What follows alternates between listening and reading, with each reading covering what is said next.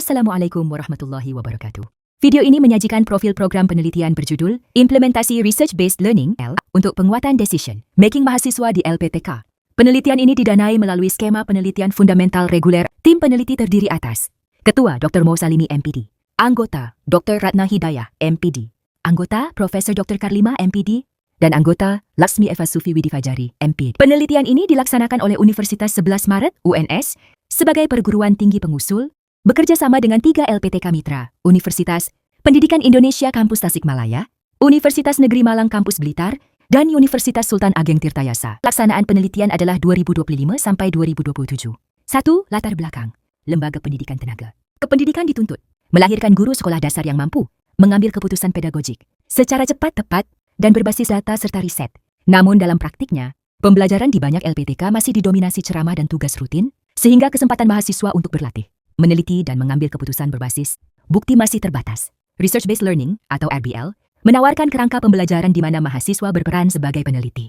Mahasiswa diajak merumuskan masalah, mengumpulkan dan menganalisis data, kemudian menyusun dan melaporkan hasil temuannya. Penelitian ini memotret secara rinci bagaimana sintaks RBL diimplementasikan di 3 LPTK Mitra, UPI Tasikmalaya, GoM Blitar, dan Untirta. Serta bagaimana implementasi tersebut berkontribusi pada pembentukan kemampuan decision making mahasiswa calon guru PGSD. 2. Tujuan dan fokus penelitian. Secara umum, penelitian ini bertujuan menjawab rumusan masalah terkait implementasi RBL di LPTK. Secara khusus, ada 2 fokus utama. Pertama, mengkaji pelaksanaan RBL pada 7 tahap, yaitu merumuskan pertanyaan, melakukan telaah pustaka, mendefinisikan pertanyaan penelitian, merencanakan metode, mengumpulkan dan menganalisis data, menginterpretasikan hasil, dan melaporkan temuan. Kedua, mengembangkan decision making mahasiswa calon guru PGSD melalui penyusunan instrumen observasi dan tes decision making. Instrumen ini akan menjadi dasar pengembangan desain didaktis RBL, penyusunan buku pedoman, serta perumusan prototipe kebijakan pembelajaran berbasis riset di program studi PGSD. 3. Kebaruan penelitian.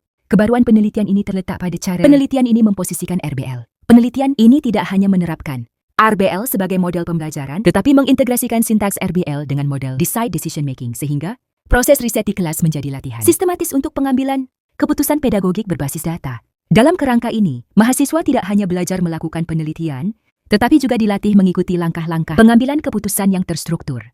Paket hasil penelitian meliputi instrumen terstandar, pelindungan HKI, buku pedoman, dan prototip kebijakan yang sebelumnya belum disediakan oleh studi-studi terkait. 4. Proses dan hasil utama tahun pertama. Pada tahun pertama, penelitian berfokus pada pemetaan mendalam praktik RBL di 3 LPTK Mitra. Temuan kunci menunjukkan adanya perbedaan penekanan sintaks RBL di masing-masing kampus. UPI Tasikmalaya lebih menonjolkan kemandirian mahasiswa dalam merumuskan masalah. UM Blitar lebih terarah aplikatif dengan penekanan pada konteks lapangan. Sementara Untirta cenderung lebih konseptual dan ilmiah. Meskipun berbeda penekanan, ketiganya sama-sama berupaya mengaitkan teori dengan praktik pembelajaran di sekolah dasar. Persepsi mahasiswa menunjukkan bahwa adanya keterlibatan aktif mahasiswa sebagai peneliti dalam proyek riset. Mereka mengumpulkan data melalui observasi kelas, wawancara, angket, dan berbagai tugas proyek.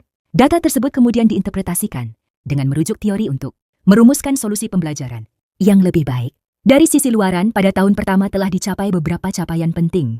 Artikel internasional di jurnal Salut, Ciencia y Tecnología yang terindeks Scopus Kutra telah accepted. HKI untuk instrumen observasi implementasi. RBL serta instrumen tes decision making mahasiswa LPTK juga telah terbit.